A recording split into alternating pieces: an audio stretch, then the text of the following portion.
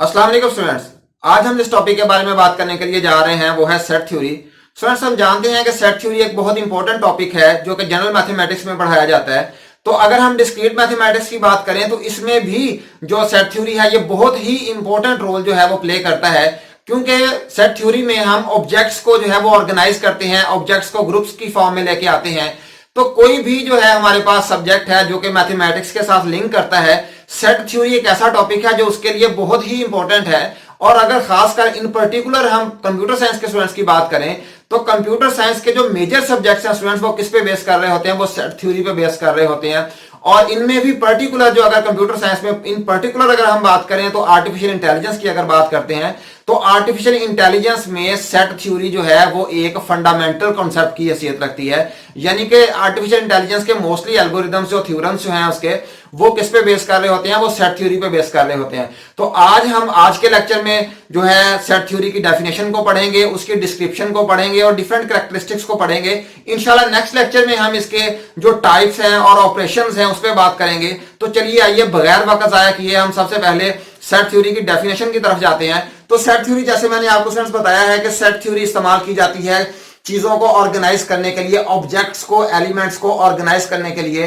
तो जिस तरह से फॉर एग्जांपल मैं अगर आपको एक एग्जांपल देता हूं कि हमारे पास डिफरेंट फ्रूट्स पड़े हुए हैं, जिसमें मैंगो है, एप्पल है, बनाना है और हमारे पास डेट्स हैं। तो फॉर एग्जांपल अगर हमने इन्हें सभी को मिला के एक टोकरी के अंदर रखा हुआ है तो वो क्या हम उसे सेट कह सकते हैं? हम स्टूडेंट उसे सेट नहीं कहेंगे। तो वो सेट कैसे होगा? सेट इस तरह से होगा कि हम उठाएं बनाना जो है उन्हें सेपरेट एक ग्रुप बना दें, उसका एप्पल उनमें से उठाएं और उन्हें उसका एक सेपरेट ग्रुप बना दें। इसी तरह से उनमें से डेट्स जो हैं उन्हें चुन के उनका एक अलग ग्रुप बना दें। तो फिर हम उसे कह सकते हैं कि ये किस फॉर्म में आ चुके हैं? ये एक सेट की फॉर्म में आ चुके हैं। जैसा कि यहां पे लिखा हुआ, sets are used to group object together, so it is a basic construct of discrete mathematics। तो हम ये कह सकते हैं कि सेट्स जो है वो discrete mathematics का एक बेसिक कॉन्सेप्ट है।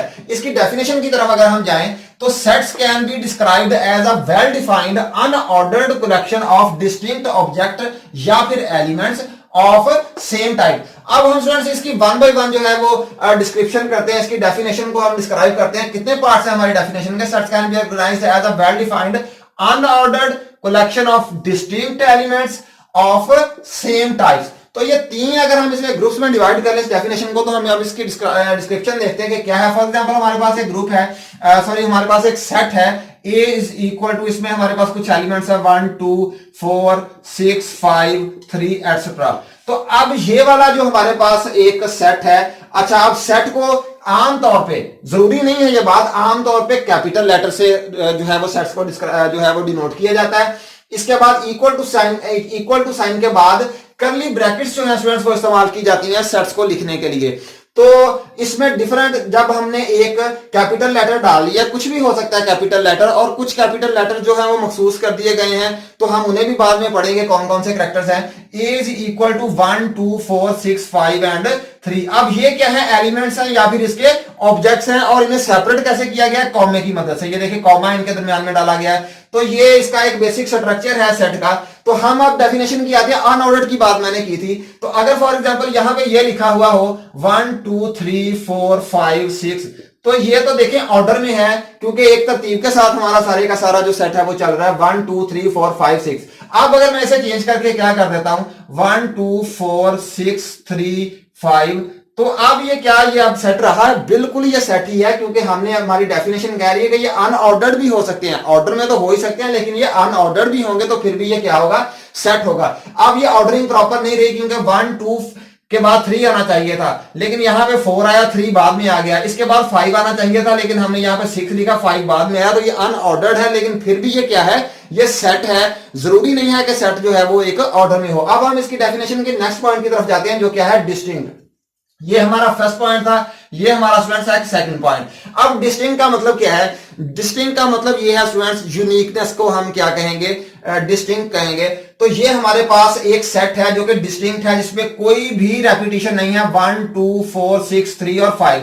अगर मैं फॉर एग्जांपल यहां पे ऐसे कर दूं कि 1 2 4, इसके बाद 3, इसके बाद फिर 4, इसके बाद फिर 2, अब ये हमारे पास क्या सेट रहा है? अब ये हमारे पास सेट नहीं है। अब ये डिस्टिंक्ट नहीं रहा, अब इसमें यूनिकनेस नहीं रही, क्योंकि इसमें जो है हमारे पास 2 वो भी रिपीट हो रहा है, इसके बाद 4 जो है वो भी इसके अंदर रिपीट हो रहा है, तो ये हमारी डेफिनेशन पे पूरा नहीं उतरता। अब हम ये कह सकते हैं कि ये एक सेट नहीं है। अगर हम मल्टी सेट की बात करें, उसमें सेट जो है वो डिफरेंट एलिमेंट्स को हम रिपीट कर सकते हैं, लेकिन हम मल्टी सेट पे अभी पहुंचे नहीं है, हम बेसिक्स की बात कर रहे हैं सेट्स की।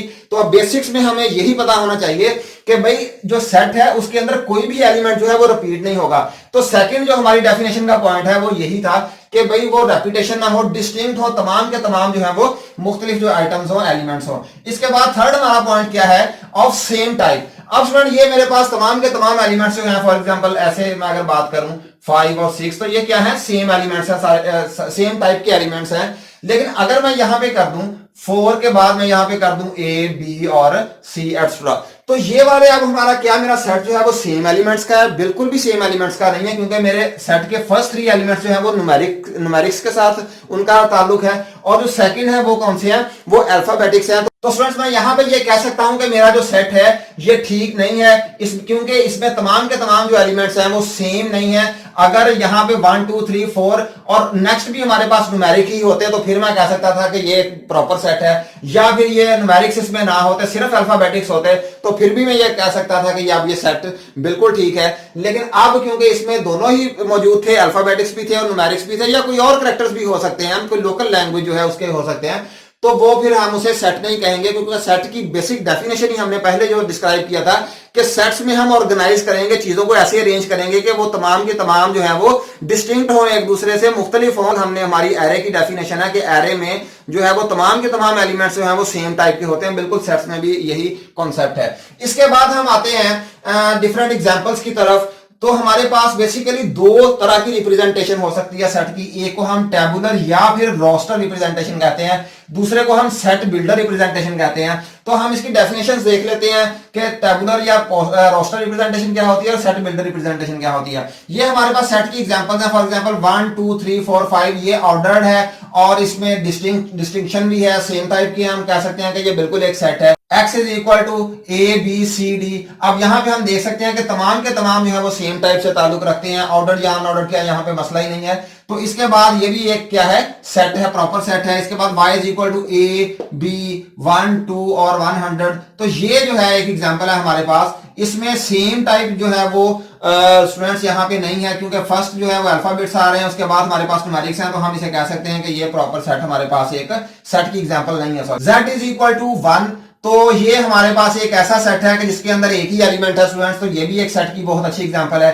Q is equal to 5। तो ये एक ऐसा सेट होता है जिस 5 के साथ से जाहिर किया जाता है, इसमें स्टूडेंट कोई भी एलिमेंट ना हो, जिसमें कोई भी एलिमेंट ना हो उसे इस तरह से भी जाहिर किया जा सकता है, या फिर हम उसे इस तरह से भी जाहिर कर सकते हैं। तो खैर ये वाला जो कंसेप्ट है इसे हम नेक्स्ट लेक्चर में पढ़ेंगे जब हम टाइप्स ऑफ सेट्स पढ़ेंगे। अब इसके बाद हमारे पास एक और सेट है 5 है, फिर इसके बाद 1 1 2। तो ये पावर सेट की एक एग्जांपल है, इसे भी हम एक सेट के साथ डिनोट कर सकते हैं। तो इसके बाद स्टूडेंट्स जो है हमारे पास रोस्टर रिप्रेजेंटेशन है। रोस्टर रिप्रेजेंटेशन जो है होती है उसमें इस तरह से डायरेक्टली हम उसके अंदर एलिमेंट्स या ऑब्जेक्ट्स नहीं लिखे हुए होते, उसमें इन ऑब्जेक्ट्स की, इन एलिमेंट्स की डेफिनेशन बेसिकली लिखी हुई होती है।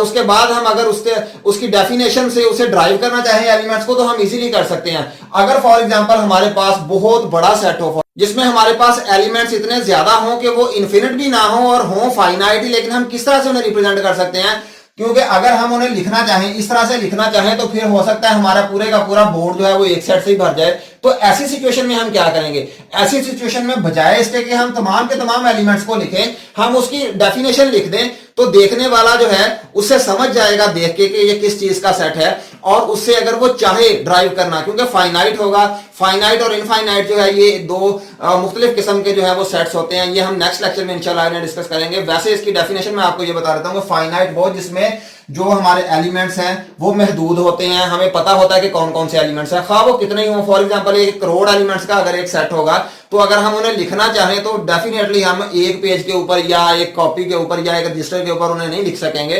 तो उसके लिए हमें बजाय इसके कि हम एलिमेंट्स को लिखें, हम उसकी डेफिनेशन को लिख देते हैं, तो जो एक करोड़ जो एलिमेंट्स है हमारे जो उसे रिप्रेजेंट कर दे। इनफाइनाइट सेट्स वो वाले होते हैं जो लामहदूद होते हैं। तो लामहदूद जो होते हैं उनमें तो हम बेसिकली इस तरह से डॉट डॉट डाल के और आगे इन्फिनिट डाल देते हैं तो फिर बात बन जाती है। लेकिन अगर फाइनाइट हो तो फिर हमारे लिए इस तरह से रिप्रेजेंट करना थोड़ा मुश्किल होता है, इसलिए हम उसकी डेफिनेशन लिख देते हैं। और उस डेफिनेशन वाला जो कॉन्सेप्ट है लिखने का उसकी एलिमेंट्स की या ऑब्जेक्ट्स की, उसे क्या कहा जाता है? Set builder representation. हमने पढ़ी टेबुलर या फिर रोस्टर रिप्रेजेंटेशन जिसमें डायरेक्टली एलिमेंट्स को लिखा जाता है। अब हम पढ़ते हैं set builder representation. Set builder representation वो वाले सेट्स होते हैं जिनमें डेफिनेशन होती है। For example n is equal to x. X क्या है? एलिमेंट्स है। x is a natural number and x is equal to 2n plus 1 for n belongs to w। अब स्टूडेंट्स ये x जो है ये एलिमेंट्स हैं किस सेट के? n वाले सेट के। सेट का नाम n है, x उसके ऑब्जेक्ट्स है, इन्हें एलिमेंट्स कहते हैं। क्या कौन से एलिमेंट्स हैं? इज अ नेचुरल नंबर, वो नेचुरल नंबर होंगे और x is equal to 2n plus 1, यानी ये उसकी डेफिनेशन है कि जो भी x होगा वो 2n प्लस 1 होगा। फॉर एग्जाम्पल n हमारे पास फॉर एग्जाम्पल अगर 2 है तो x हमारे पास क्या ड्राइव होगा? 2 multiply by 2 4 plus 1 is equal to 5। तो ये हमारे पास यहाँ पे 5 यहाँ पे ड्राइव हो जाएगा। और n किससे बिलोंग करता है? w से बिलोंग करता है। w क्या होगा? ये एक और सेट है जिसमें से ये जिसके अंदर ये एलिमेंट भी मौजूद होंगे, x वाले एलिमेंट्स भी। तो ये मैं आपको थोड़ा सा बता दूं बिलोंग वाला। यहां पे देखिए x belong to a, x belong to a या x not belong to a, इसका मतलब क्या है? इस सिंबल को हम क्या पढ़ते हैं? Belong to. तो ये सिंबल जो मैंने यहां पे लिखा हुआ है is equal to belong to पढ़ा जाता है। और ये दरमियान में जो कॉलम लिखे हुए हैं या फिर यहां पे लाइन डाली हुई है इसे हम क्या पढ़ते हैं? Such that. जिस तरह से x such that x is a natural number. x क्या है? Objective element. x such that x is a natural number and x is equal to 2n plus 1 for n belongs to w। w का मैंने आपको बताया कि ये कोई और सेट है जिसके अंदर वो तमाम के तमाम एलिमेंट्स होंगे जो कि हमारे x यहां पे ड्राइव होंगे इस फॉर्मूला के साथ। अच्छा, अब ये इसके तरह से एक नेक्स्ट यहां पे हमारे पास एग्जांपल है z is equal to x such that x belongs to n और x की ये रेंज हमारे पास यहां पे दी हुई है कि x क्या होगा? 1 से लेकर 100 के दरमियान वाले एलिमेंट्स होंगे। अब ये x जो है 1 से 100 के दरमियान वाले का मतलब क्या है? 2 से लेकर 99 तक। अगर यहां पे मैंने इक्वल टू भी डाला हुआ होता तो इसका मतलब था कि 1 भी इंक्लूड है और 100 भी इंक्लूड है। तो मैं सर आपको x बिलोंग टू का बताने लगा था। बिलोंग टू का क्या मतलब है कि फॉर एग्जांपल मेरे पास यहां पे क्या है? n है, एक सेट है। जिस तरह से मेरे पास ये सेट है एक n या ये वाला n एक सेट है, तो यहां पे इसका मतलब क्या है कि ये वाला x जो है इसमें तमाम के तमाम वो वाले एलिमेंट होंगे जो कि इसके अंदर इस सेट के अंदर एलिमेंट्स हैं। फॉर एग्जांपल अगर नीचे वाले की बात करूं तो यहां पे क्या कौन से एलिमेंट्स हैं? 1 2 3 से लेकर 100 तक। तो ये बात ठीक है कि x बिलोंग टू n क्योंकि इसकी रेंज भी x की यहां पे दी हुई है। लेकिन अगर मैं ये ऊपर वाले n की बात करूं कि x बिलोंग टू n, तो ये रेंज इसकी ये है, लेकिन n जो है ये कहां से शुरू हो रहा है? 101 से शुरू हो रहा है 1, तो जो कि उसकी रेंज के अंदर ही नहीं है। तो फिर यहां पे उसे क्या लिखना चाहिए था? x not belong to n। तो ये बिलोंग टू और नॉट बिलोंग टू हम इस तरह से रिप्रेजेंट कर सकते हैं। तो इसके बाद स्टूडेंट्स मैं आपको डिफरेंट एग्जांपल्स देता हूं। अक्सर हमारे स्टूडेंट्स जो हैं वो कंफ्यूज हो जाते हैं जब सेट्स की बात की जाती है तो वहां पे रैशनल नंबर्स या फिर होल नंबर्स या फिर नेचुरल नंबर्स की बात की जाती है या फिर इंटीजर्स की बात की जाती है। तो स्टूडेंट्स वहां पे कंफ्यूज हो जाते हैं कि ये पता नहीं कौन से नंबर हैं। तो मैं थोड़ा सा इनका तो आपको बता देता हूं कि इन्हें कौन से नंबर्स कहा जाता है? इन्हें रियल नंबर्स कहा जाता है स्टूडेंट्स। ये रियल नंबर्स होते हैं। और रियल नंबर्स की कौन कौन सी टाइप्स हैं मैंने यहाँ पे डिनोट कर रहा हूँ। Rational numbers. रैशनल नंबर्स कौन से होते हैं? इन्हें क्यू से डिनोट किया जाता है। आमतौर पे यहाँ पे ये देखें मैंने सेट्स के नाम लिखे हुए हैं, किसी का n, किसी का y, किसी का x। और अगर वहां पे ये वाले नंबर्स डिनोट किए हुए हों किसी जगह पे सेट्स पे, तो आप खुद ब खुद ही उसका नाम समझ के, तो आप नाम देख के आप समझ सकते हैं कि भाई ये सेट किस चीज के मुतालिक है। अगर तो क्यू होगा उसका नाम सेट का, तो फिर वो आमतौर पे रैशनल नंबर्स में से होगा। रैशनल नंबर्स कौन से होते हैं? जिस तरह से 1/2, 5/4 या 0.63 एंड सो ऑन। ये वो वाले होते हैं रैशनल नंबर स्टूडेंट्स जो कि पूरे पूरे डिवाइड हो जाते हैं, इशारिये की फॉर्म में होते हैं। जिस तरह से यहाँ पे फ्रैक्शन में आ रहे हैं इसके आंसर, लेकिन ये पूरे के पूरे डिवाइड हो जाते हैं। इसके अलावा एक और इरैशनल नंबर्स होते हैं। इरैशनल नंबर्स मैंने यहां पे नहीं लिखे, लेकिन इस इरैशनल नंबर्स का भी आपको बता देता हूं कि जो होते इस फॉर्म में ही है, लेकिन वो पूरे के पूरे डिवाइड नहीं होते। जिस तरह से हम 2 का अगर फॉर एग्जांपल अंडर रूट ले लें तो ये कंटिन्यू होता है। तो इस तरह के नंबर्स को क्या कहा जाता है? इरैशनल नंबर्स कहा जाता है। और एक दफा दोबारा बता दूं, इसे क्यू से डिनोट किया जाता है। अगर फॉर एग्जांपल किसी सेट का नाम z रखा हुआ हो तो आप फौरन समझ जाएं कि ये कौन से इंटीजर नंबर्स हैं। इंटीजर नंबर्स का मतलब क्या होता है स्टूडेंट्स कि ये माइनस इन्फिनिटी से शुरू होकर प्लस इन्फिनिटी तक जाते हैं, बीच में -2 -1 0 1 2 एंड सो ऑन, इस तरह से पीछे से माइनस इन्फिनिटी से शुरू होकर प्लस इन्फिनिटी तक जाता है। और अगर फॉर एग्जांपल इसे z प्लस लिखा हुआ हो तो इसका मतलब ये होगा कि भाई ये माइनस वाले जो यहाँ पे होंगे, यहाँ ये माइनस वाले जो नंबर्स होंगे ये इसमें इंक्लूड नहीं होंगे बल्कि एक्सक्लूडेड होंगे अगर z प्लस लिखा हुआ होगा। लेकिन अगर सिंपल z लिखा हुआ है तो इसका मतलब है माइनस इन्फिनिटी से शुरू हो गया प्लस इन्फिनिटी तक ये नंबर जा रहे होंगे। इन्हें कौन से कहा जाता है? इंटीजर नंबर्स कहा जाता है। इसके बाद होल नंबर्स की बारी आती है। होल नंबर्स को w के साथ डिनोट किया जाता है।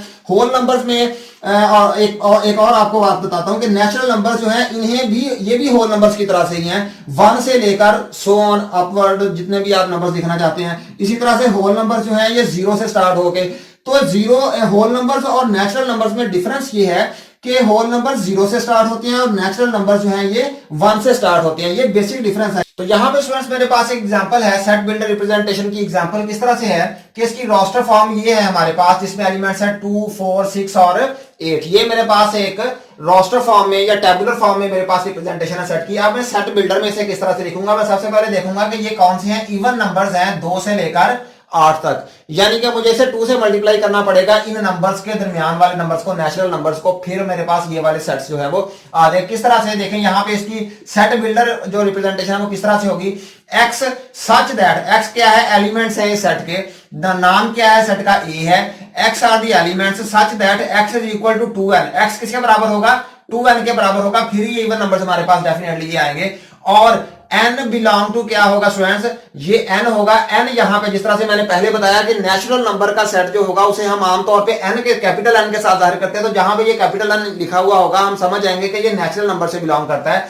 और n जो है उसकी रेंज क्या है? 1 से लेकर 4 तक, यानी कि 1 भी इंक्लूड होगा और 4 भी इंक्लूड होगा। जैसे हम 1 को लेंगे, 2 मल्टीप्लाई बाई 1 हमारे पास 2 आ जाएगा। इसी तरह से इसके बाद हम 2 लेंगे, 2 multiply by 2 is equal to 4 आ गया। इसके बाद हम क्या लेंगे? 3 मल्टीप्लाई 6 आ जाएगा। इसके बाद हम 4 लेंगे जो कि लास्ट वाला जो हमारे पास नेचुरल नंबर है, तो इसका 8 आ जाएगा। तो इस तरह से हम ऐसे जो है सेट बिल्डर फॉर्म में लिख सकता हूं कि x element such that x is equal to 2n, ये वाला फार्मूला जिसे हम इवन नंबर ड्राइव करेंगे। और n क्या होगा? नेचुरल नंबर वाले सेट में से ये नंबर्स होंगे डेफिनेटली 1 2 3 4 जो है ये कौन से नेचुरल नंबर्स हैं। और इसकी n की रेंज भी मैंने साथ में दे दी है। या फिर इसे मैं स्टेटमेंट फॉर्म में भी दे सकता हूं। स्टेटमेंट फॉर्म में एज इट इज हम जो भी सेट हमारी डिस्क्रिप्शन हो वो हम लिख देते हैं, उसे स्टेटमेंट फॉर्म कह देते हैं। ए जो है set of all even numbers between 1 and 9। यानी तो उम्मीद करता हूं स्टूडेंट्स आपने आज के लेक्चर को एंजॉय किया होगा और अच्छी तरह से अंडरस्टैंड किया होगा सेट थ्योरी को। इंशाल्लाह नेक्स्ट लेक्चर में हम टाइप्स ऑफ सेट्स और ऑपरेशंस ऑफ सेट्स की बात करेंगे। तो तब तक के लिए अल्लाह हाफ़िज़।